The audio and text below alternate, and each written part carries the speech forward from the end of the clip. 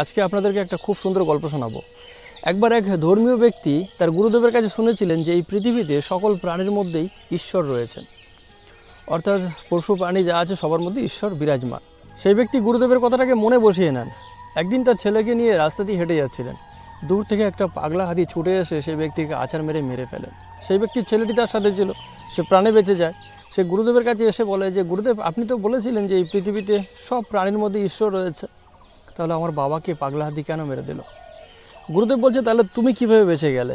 ছেলেটি বলছে যে গুরুদেব, দূর থেকে ওই হাতির যে মালিক সে চিৎকার করে বলছিল যে হাতি পাগলা হয়ে গেছে, সরে যাও সরে যাও। আমি সেটা শুনে সরে গেছিলাম। গুরুদেব বলছে, তাহলে তোমার বাবা সরলো না? ছেলেটি বলছে, আমার বাবা ভেবেছে যে হাতির মধ্যে তো ঈশ্বর রয়েছে, ঈশ্বর কখনো আমার প্রাণ নেবে না। গুরুদেব বলছে, হাতির মধ্যে ঈশ্বর আছে, এটা বাস্তব কথা, কিন্তু দূর থেকে যে মালিক চিৎকার করে বলছিল সেও তো প্রাণী, তার মধ্যে তো ঈশ্বর আছে। ঈশ্বরের কথা তুমি শুনতে পাও না? ঈশ্বর তো তোমাকে দূর থেকে সতর্ক করছিল যে হাতি পাগলা হয়ে গেছে, সরে যাও।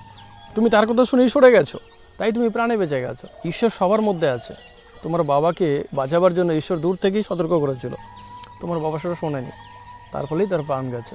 এই গল্পটা বৃন্দাবনের প্রেমানন্দ মহারাজ শেয়ার করেছিলেন। গল্পটা আমার ভালো লেগেছে, তাই আমি আপনাদের সঙ্গে শেয়ার করলাম। ভালো থাকবেন সবাই।